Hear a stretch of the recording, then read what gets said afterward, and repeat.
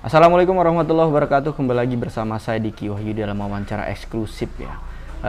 Hari ini saya menghadirkan narasumber yang sempat ramai di media sosial soal kasus dugaan pelecehan seksual yang terjadi di wilayah Lombok Utara. Beliau merupakan salah satu manajer hotel yang beroperasi di wilayah Lombok Utara yang saat ini saya menghadirkan di hadapan Anda. Assalamualaikum, Bung. Waalaikumsalam. Andi ya? Iya, Oke. Andi. Ini merupakan Bro Andi, saya panggil, mungkin usia kurang lebih hampir sama. Iya, sangat beda muda tipis ya, beda tipis. Oke. Beberapa bulan yang lalu ya, kan sempat rame nih, Iya, Bung Andi, benar. Anda dituduh sebagai pelaku dugaan kasus pelecehan seksual iya, iya. terhadap salah seorang mahasiswa yang sedang PKL Iya, atau magang PKL, bahasanya. PKL di hotel tempat Anda. Nah, itu sebenarnya seperti apa sih, Bang Andi? Apa sih yang sebenarnya terjadi di sana sehingga Anda sampai muncul tuduhan seperti itu dan Anda dilaporkan ke pihak polisian? Iya. Ini saya klarifikasi untuk masalah tersebut. Ada wanita di sana di Lombok Utara berinisial CM. Oke. Saya sama orang tuanya berkomunikasi baik sekali. Oke. Dan kita juga kerjasama tracking organizer di sana, sekaligus dia jadi TO gitu. Oke. Untuk naik ke gunung. Jadi kita udah bekerja sama udah lumayan lama lah, udah baik hubungan Sama orang tuanya? sama orang Oke. tuanya udah baik hubungan kita. Dan ada anaknya yang berinisial CM itu mencari tempat training. Jadi ibunya ini menghubungi saya untuk training di tempat kami di situ. Jadi saya menolak dulu untuk training di sana. Ketika saya tolak, tapi terus meminta saya suruhlah nunggu 1 bulan. Saya suruh nunggu 1 bulan untuk bisa masuk di sana. Jadi dia mengiyakan itu gitu.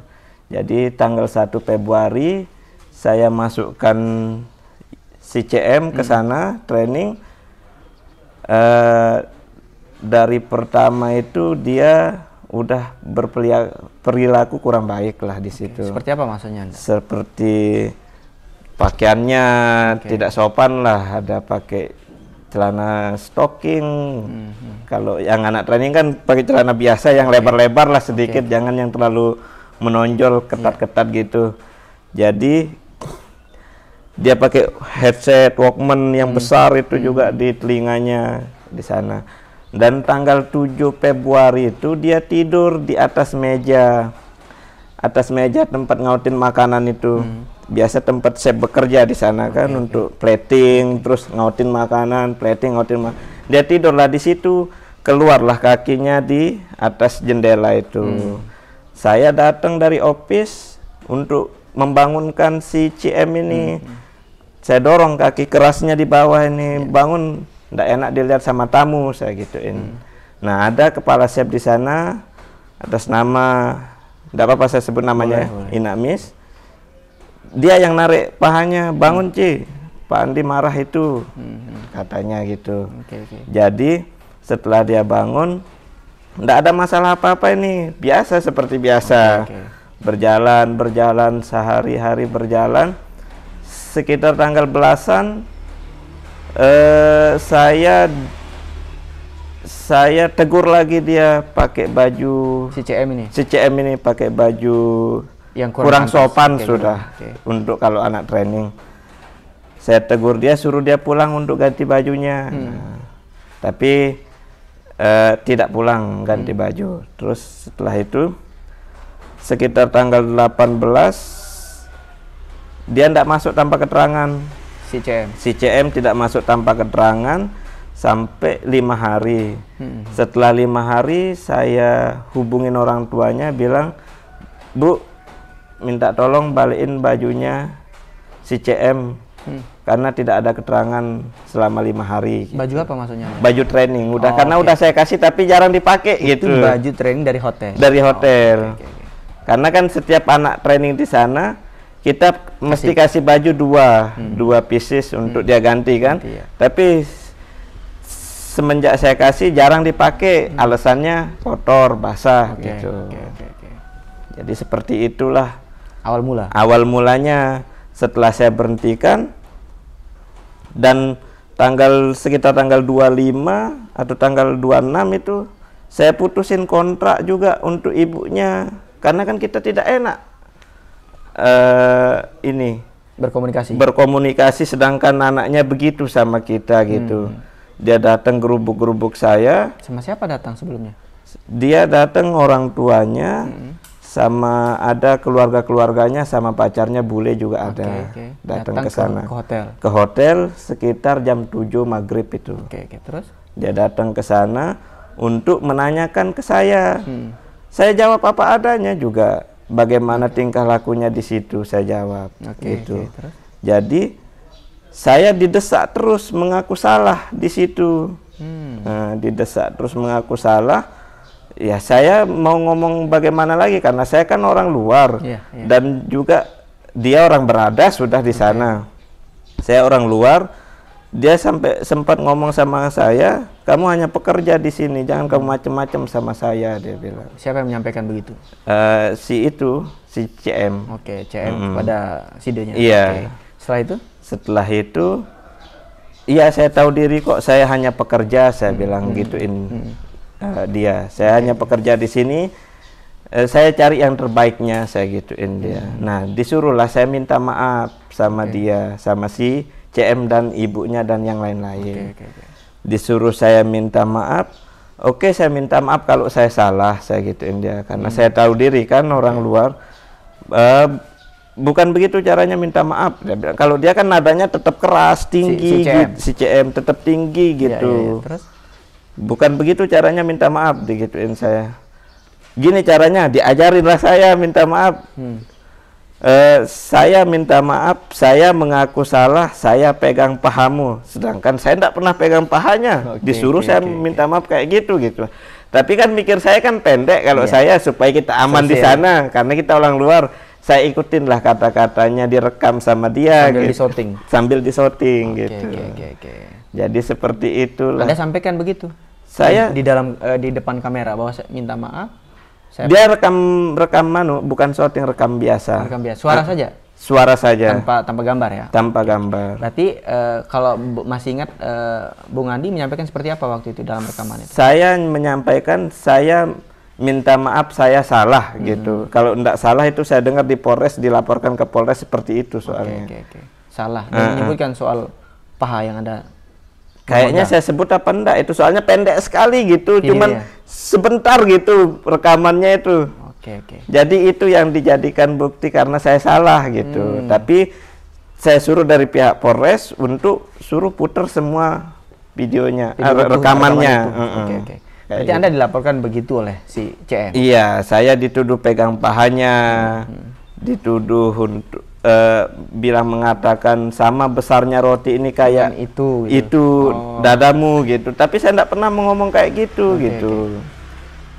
Berarti Anda benar-benar tidak melakukan itu? Iya, makanya saya berani sampai begini, saya tidak pernah gitu. Mau meluruskan? Iya, saya mau meluruskan. Kalaupun saya salah, tidak apa-apa. Proses saya kalau saya salah, tapi kalau saya benar, silahkan sampai manapun saya berani gitu. Terbaru yang saya dengar Anda melaporkan juga. Iya, setelah saya selesai di Polres, dia tetap mengunggah saya, foto saya, terus dengan kata-kata pelecehan seksual. Kan orang-orang dikira saya udah apa-apain dia gitu istilahnya orang. Jadi keluarga saya juga keberatan, semua keluarga. Jadi saya memutuskan screenshot semua dan laporin ke Polda. Sudah kan? Sudah saya laporin. Jadi setelah saya laporin ke Polda, jadilah dia tersangka. Si CM ini jadi tersangka. Disitulah dia lagi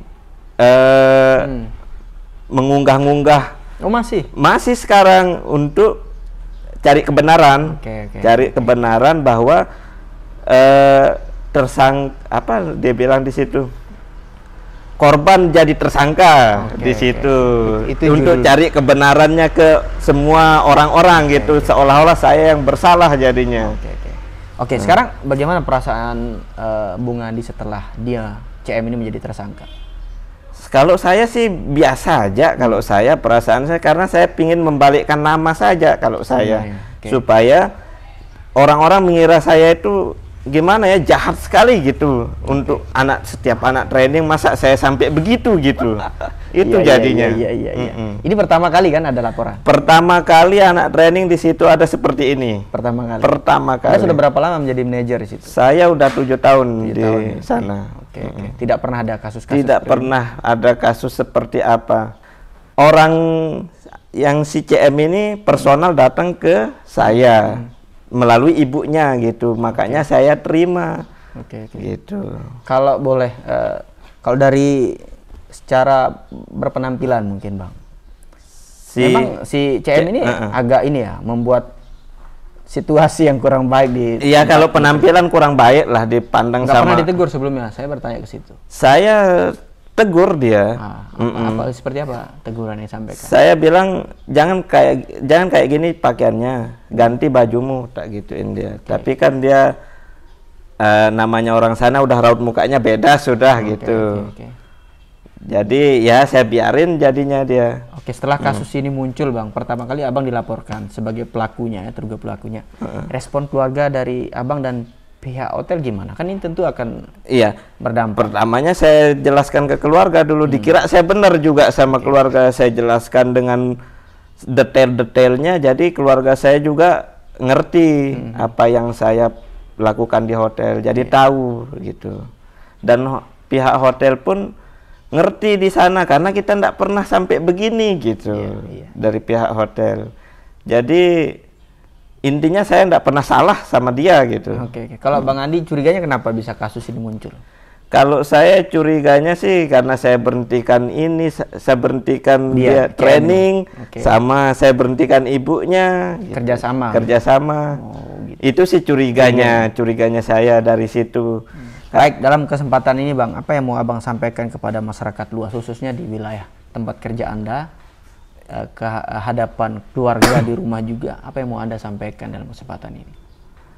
Yang saya sampaikan untuk kesempatan ini, yang dituduh saya pelecehan seksual yang fisik maupun non fisik itu tidak benar. Saya tidak pernah benar melakukannya. Tidak ada niat? Ya, tidak ada niat sama sekali pun dan tidak pernah melakukannya. Berikutnya kepada keluarga apa yang mau disampaikan Bang? Ya, karena keluarga saya semua udah tahu, udah percaya semua. Keluarga saya pun mendukung saya semua gitu. Baik, saya bertanya, sama CM ini udah berapa lama Bang kenal? Kalau sama CM ini masih sekolah, kita kenal biasa aja sih, enggak terlalu kenal. Sama ibunya kita kenal baik gitu. Jadi rekan bisnis lah ya sama ibunya. Kalau sama dia masih sekolah juga biasa, dia main ke sana juga biasa aja gitu. Nah, sekarang bagaimana setelah ada kasus itu, kondisi di hotel ada dampaknya nggak? Kondisi di hotel tetap ramai, malah makin ramai, nggak ada dampak apapun di situ. Nggak ada yang terus muncul isu-isu di sana, di sekitar lingkungan tempat kerja Anda bahwa? Nggak ada. Tidak ada? Nggak ada kalau di sekitaran sana, karena mungkin mereka tahu yang sebenarnya, jadi nggak ada yang ribut-ribut kalau di sana. Mungkin di luar-luaran kayak di wilayah Mataram atau di mana yang nggak tahu yang asli sebenarnya, mungkin disitulah dia orang berpikir negatif tentang saya. Betul. Oke Bang, kepada CM Bang, saya kasih kesempatan Abang ngomong nih. Apa yang mau disampaikan? Siapa tahu CM akan menonton podcast kita ini Bang. Apa yang mau disampaikan? Apa ya kepada CM? Ya kalau saya kalau saya kepada CM ya, apa namanya? Kenapa dihapus unggahan di Facebook yang saya laporin itu dihapus sekarang? Itu yang dipertanyakan. Kenapa dia dihapus? Hilang dia sekarang unggahannya itu. Sudah dihapus. Tapi itu sudah di screenshot. Sudah ada semua lengkap. Kalau misalnya si CM tiba-tiba dan pihak keluarga ingin berdamai misalnya, itu gimana? Kita tetap buka lebar perdamaian kalau kita. Tetap ya. Tetap buka perdamaian. Kalau sekarang nggak pernah ada komunikasi apa? Nggak ada pernah komunikasi sih, tapi kadesnya pernah sempat telepon saya. Dia bilang mungkin mau diomongin, tapi kan saya ya kita jalanin aja Pak Kades, tak gituin dia. Itu jawaban Abang. Oke. Kalau saya Pak Kades tetap saya akan membuka lebar perdamaian untuk keluarga si CM, tak bilang. Oke, nggak Pak. Kalau ibu nggak pernah nelpon ibunya si CM, kan itu nggak pernah sama sekali sampai sekarang nggak pernah. Nggak pernah. Oke. Semenjak kita berhentikan itu. Oke. Kalau sekarang berarti kasusnya Anda yang di Polres, kan ada pertama yang dilaporkan di Polres. Itu sejauh mana? Kalau sekarang, Anda sudah berapa kali diperiksa misalnya? Kita akan jalanin sih. Sesuai prosedur kita tetap jalankan. Peristiwa ini apa yang Abang mau simpulkan dari ujian dan musibah ini mungkin, Bang? Ya, mungkin kedepannya kita akan lebih baik lagi sih. Mungkin dari sini jadi pelajaran juga untuk semua. Gitu. Karena pasti yang terpukul itu adalah keluarga juga pasti kan. Oke. Kalau di hotel sekali lagi saya tanyakan aman. Kalau di hotel insya Allah aman, tidak ada masalah di karena percaya atau yakin sama Anda. Oke. Aman. Baik, itu dia wawancara kita secara eksklusif dengan salah satu manajer hotel di wilayah Lombok Utara. Ada Bung Andi. Terima kasih atas waktunya Bung Andi. Kita akan wawancara pihak CM terkait persoalan ini. Sampai ketemu di edisi berikutnya. Saya Diki Wahyudi pamit undur diri. Wassalamualaikum warahmatullahi wabarakatuh. Sebenarnya seperti apa sih kasus ini kalau yang disampaikan klien Abang kepada Abang soal kasus ini seperti apa sebenarnya Bang? Gini, pada dasarnya ini kan kasus awal terkait dugaan kekerasan seksual yang dialami oleh klien saya atas inisial CM. Oke. Nah, dia mengalami kekerasan seksual itu dalam waktu antara tanggal 1 sampai dengan tanggal 20 Februari. Nah, dia ini awalnya adalah seorang mahasiswi dari satu perguruan tinggi negeri yang ada di Mataram, ingin mengadakan praktek lapangan atau PKL. Rencana PKL itu dari tanggal 1 Februari sampai dengan tanggal 1 Mei 2023. Iya. Tapi setelah dia masuk tanggal 1 sampai dengan tanggal 20, dia mengalami beberapa tindakan pelecehan seksual dari dalam bentuk sentuhan paha, kemudian itu pelecehan fisik ya, kemudian ada dalam bentuk verbal itu dibandingin payudaranya dengan peserta magang yang lain, kemudian diajak mandi bareng, kemudian mau menunjukkan tekongnya, kelaminnya. Oke. Lanjut. Halo Mas Digi? Ya, saya rekam Bang, terus diceritakan. Halo? Iya Bang. Dicerita, lanjut Mas, Bang, saya dengar. Sinyal kok banget ya? Kenapa? Oh, nggak apa-apa, dengar ya? Dengar, lanjut. Dengar dari tadi, soalnya menghubungkan seterusnya. Enggak. Saya mau setelah ngalamin beberapa tindakan pelecehan seksual fisik dan non-fisik atau verbal, 20 itu dia pilih berhenti. Nah, dia nggak masuk PKL, kemudian dia nggak bercerita ke siapa, diam saja dia sekitar 5 hari. Baru sekitar 5 hari kemudian, sekitar tanggal 24 ya, dia dikunjungi oleh perempuan yang magang yang lain tadi itu atas inisial RR, juga magang di situ. Nah, setelah dia cerita kedua teman itu, baru dari teman itu anak inisial D bercerita, wah ternyata nggak cuma saya juga ngalamin pelecehan seksual fisik dan non fisik dari pelaku yang sama. Baru setelah itu dia merasa dapat dukungan karena ternyata ada korban lain kan. Nah, akhirnya di tanggal 25 ini si pelaku, yaitu oknum manajer hotel ini, menanya kepada ibunya si TM, kenapa nggak masuk kerja PKL lagi? Nah, nggak tahu, dijawab sama ibunya. Intinya kayak gitu, intinya menanyakan kenapa nggak masuk. Nah, diskusi antara DT dengan CM dan RR ini ternyata ditahu juga sama ibunya. Akhirnya mereka bercerita terbuka ke ibunya. Nah, akhirnya di tanggal 25 ada komunikasi via WhatsApp antara CM dengan DT bahwa antara CM dengan terlapor ini yang manajer hotel. Yeah. Komunikasi bahwa si hotel intinya yang terpenting CM mau ke hotel. Kamu bicarakan itu. Akhirnya CM karena trauma nggak mau berangkat sendiri, akhirnya dia berangkat bersama ibu, berangkat dengan anggota dewan, satu anggota dewan, dan berangkat dengan salah satu penduduk di sana di dekat hotel. Sekitar ada 4 orang lah malam itu ketemu di hotel. Nah pada saat itu si Ade ini yang manajer hotel ngaku dan meminta maaf telah melakukan pelecehan terhadap dan sempat menyinggung DT juga saat malam itu. Nah, akhirnya hal itu juga diadukan kepada pemilik hotel. Okay. Nah, dengan harapan terhadap pemilik hotel itu ada tindakan dilakukan pemilik hotel karena dianggap DT ini sudah melanggar kehormatan dari si CM dan tapi beberapa hari kemudian si pemilik hotel sama Ade ini bukannya meminta maaf, tapi ternyata mereka menganggap apa yang diadukan oleh CM dan DT ini itu sebuah fitnah. Nah, akhirnya karena kecewa di sekitar tanggal 28 sudah mau diselesaikan secara keluarga lewat kantor desa dan yang lain, tapi ternyata tidak berjalan mulus. Akhirnya di sekitar tanggal 27 ya, 27 Maret akhirnya si ini memutuskan lapor ke kepolisian.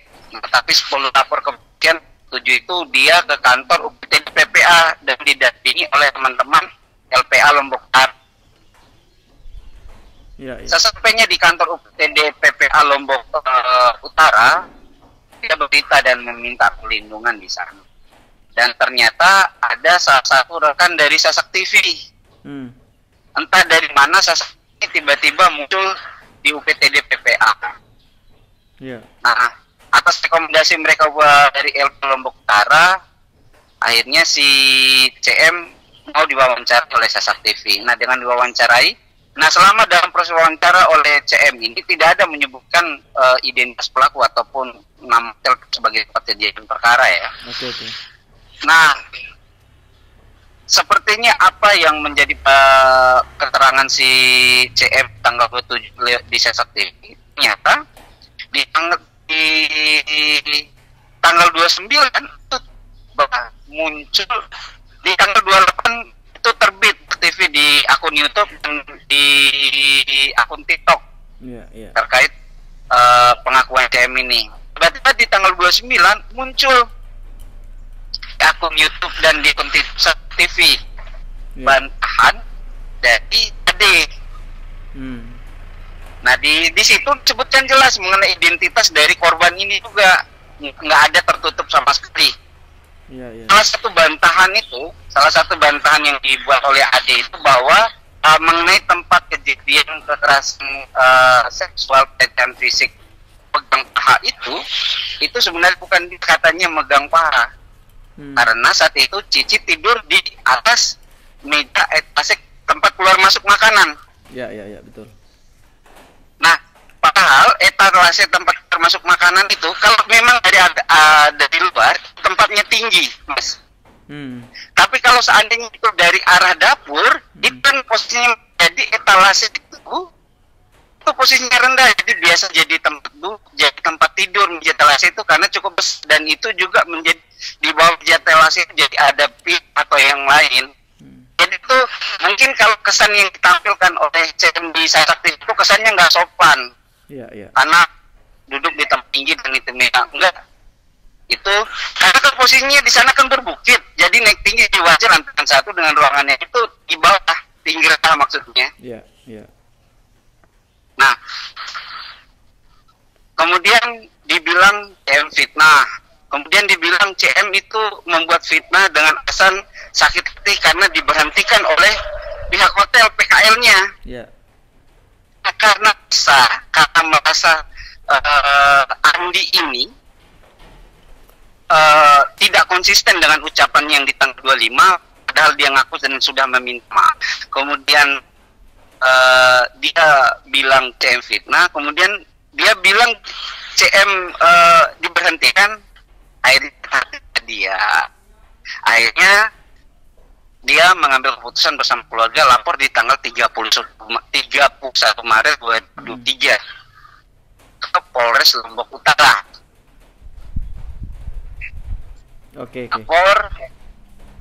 Lapor Polres Lombok Utara. Namun oleh Lombok Utara di sekitar tanggal 4 kalau tidak salah ya, pokoknya dalam bulan Mei, mengeluarkan SP2HP, surat pemberitahuan hasil penyelidikan. Yeah. Yang intinya bahwa atas pengaduan ini di tanggal 31 Maret 2003 sudah dilakukan pemanggilan dan pemeriksaan saksi. Yang pertama, pemeriksaan C. Bayekban selaku saksi, kemudian pemeriksaan DT selaku saksi, kemudian pemeriksaan 3 karyawan yang dilakukan oleh oknum AD ini, dan telah memeriksa juga A selaku terlapor.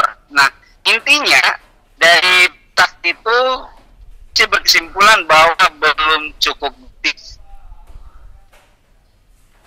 Nah, atas kekecewaan dia mengecewakan 2 kali. Yang pertama, kekecewaan dia terkait tidak konsistennya si AD yang awalnya bilang aku dan minta maaf, kemudian membantah bahkan mengatakan CM fitnah, kemudian ternyata polisi memberikan perlindungan kepada korban kekerasan seksual dalam hal ini CM.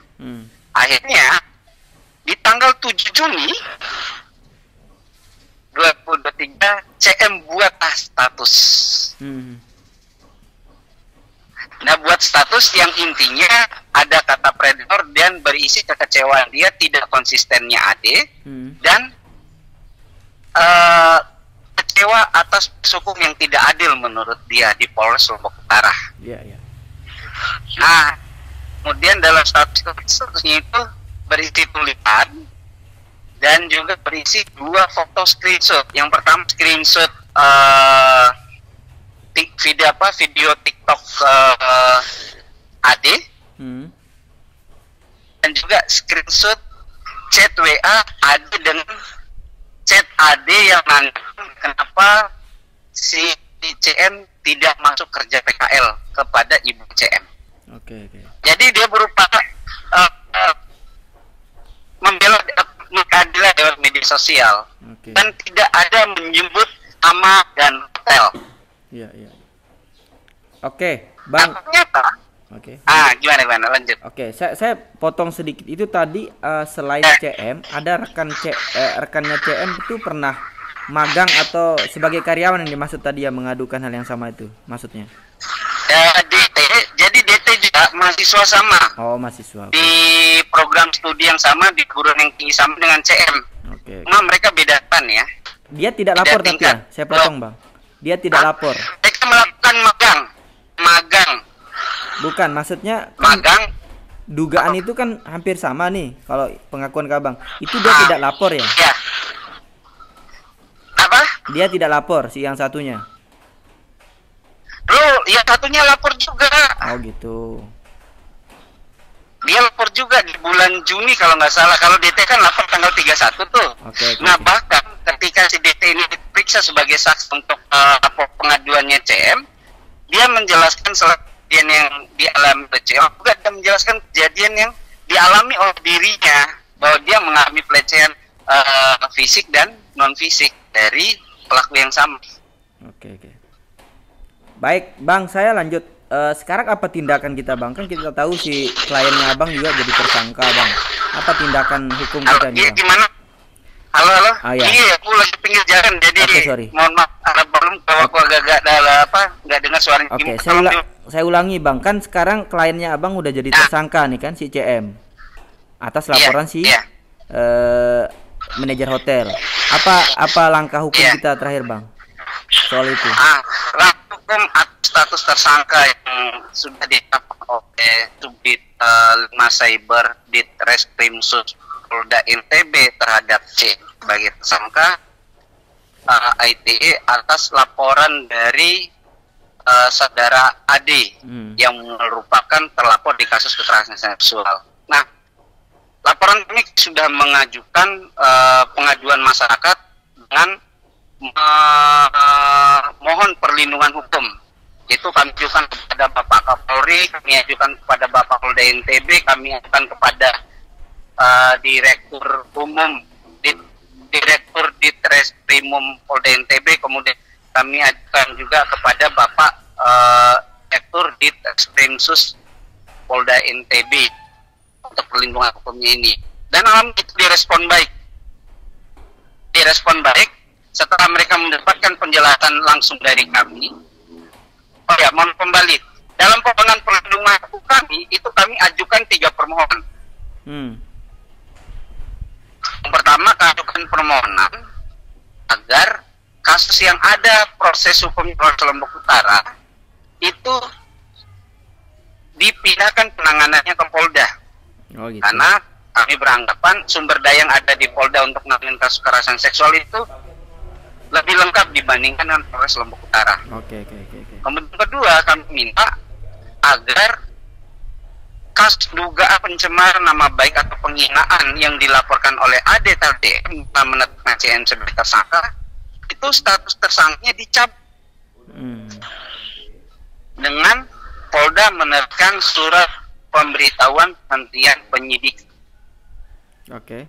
Dan yang ketiga, kami meminta kepada seluruh penyidik pembantu atau penyidik yang terlibat yang ada di Polres Lombok Utara dan yang ada di Subdit 5 Cyber itu dilakukan penegakan etik dan disiplin. Kami yakin banyak ketentuan etika dan hukum negara yang dilanggar selama dalam proses dua lembaga ini menangani kasus CM. Oke. Siap. Nah, banyak kami pelanggaran untuk itu. Okay. Nah, selain kami mengajukan pada institusi kepolisian, kami juga mengajukan permohonan hukum ke LPSK. Oke.